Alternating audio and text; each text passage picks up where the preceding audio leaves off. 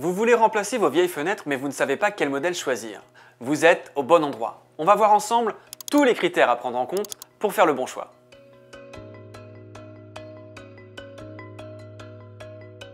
Alors la première chose à faire quand vous voulez remplacer une fenêtre, c'est de mesurer l'ouverture. Et il y a deux cas de figure. Soit vous voulez complètement changer votre fenêtre, soit vous voulez la rénover en conservant le dormant. Le dormant, c'est le cadre fixe qui est incrusté dans le mur. Parfois, votre dormant est en bon état et il est inutile de le changer. Dans ce cas, bonne nouvelle, l'installation vous coûtera moins cher et sera beaucoup plus simple à faire par vous-même. Par contre, si votre dormant est endommagé, je vous conseille de le changer aussi. Dans ce cas, l'installation sera plus coûteuse et vous devrez faire appel à un menuisier, voire un maçon. Mais la rénovation sera beaucoup plus efficace. Donc pour en revenir à notre histoire de mesure. Si vous remplacez complètement votre fenêtre, vous allez devoir mesurer l'ouverture, cadre inclus.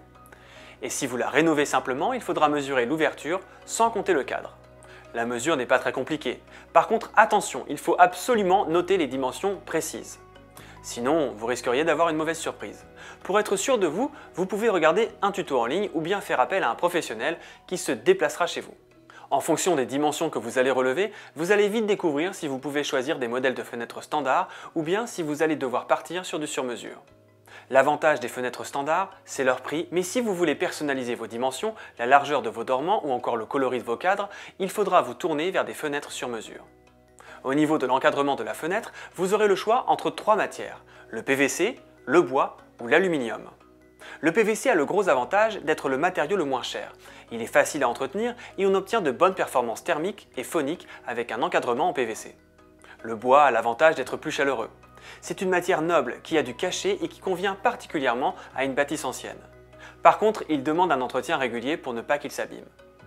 L'aluminium, c'est le matériau le plus premium. Côté esthétique, on est sur un style moderne. Il existe énormément de finitions, de couleurs et d'épaisseurs différentes. Si vous voulez gagner en luminosité chez vous, je vous conseille de partir sur un modèle avec des profilés les plus fins possibles. L'aluminium est aussi le matériau le plus robuste, celui qui durera le plus dans le temps et le plus sécurisé contre les intrusions. Par contre, c'est aussi le matériau le plus coûteux des trois.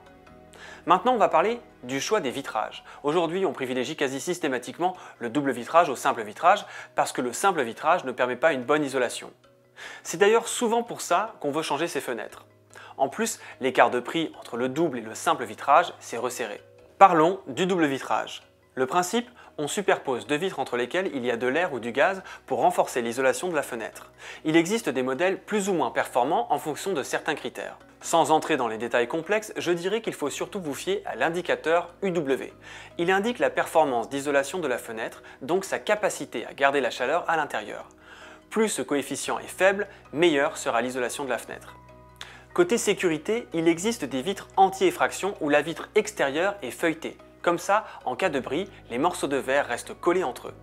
Au niveau des rayons du soleil, il faut regarder l'indicateur SW. C'est le facteur solaire.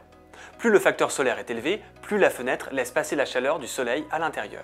Donc si vous avez surtout trop chaud en été, il faudra choisir un facteur solaire faible. A l'inverse, si vous voulez bénéficier pleinement de la chaleur du soleil en hiver, il faudra choisir un facteur solaire élevé pour que la chaleur pénètre bien dans la maison. Mon conseil, en fonction de l'exposition des différentes pièces de votre maison, vous pouvez choisir des fenêtres avec différents facteurs solaires.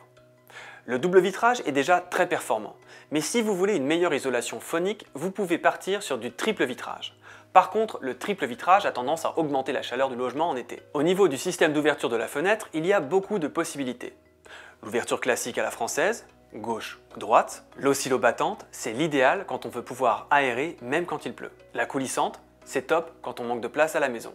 Il y a aussi des fenêtres fixes qui ne peuvent pas être ouvertes.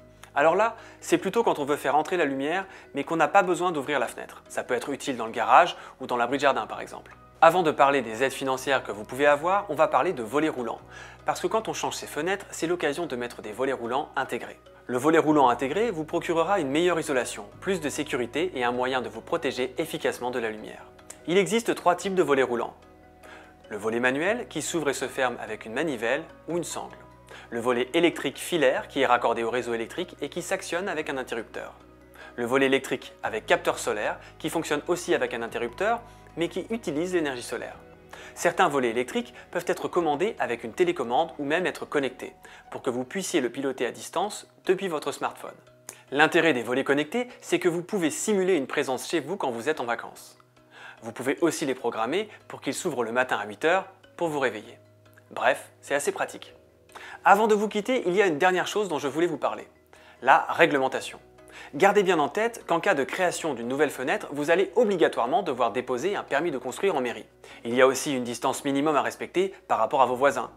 En cas de remplacement d'une fenêtre existante en maison individuelle, il n'y a pas de réglementation particulière. Il faudra juste vérifier que le plan local d'urbanisme de votre commune n'a pas de clause particulière. En cas de rénovation d'un appartement, il faudra que vous demandiez l'accord de la copropriété. J'espère que je vous aurai aidé à y voir plus clair pour mesurer votre fenêtre, pour choisir le bon matériau et le type d'ouverture et de volet qui convient à votre pièce. Si vous avez une question, n'hésitez pas à la poser en commentaire. Sinon, vous pouvez vous rendre directement dans votre magasin Leroy Merlin pour demander conseil à nos experts du rayon menuiserie. Et pour ne pas louper les prochains épisodes de Comment choisir, vous pouvez vous abonner et cliquer sur la cloche. À bientôt!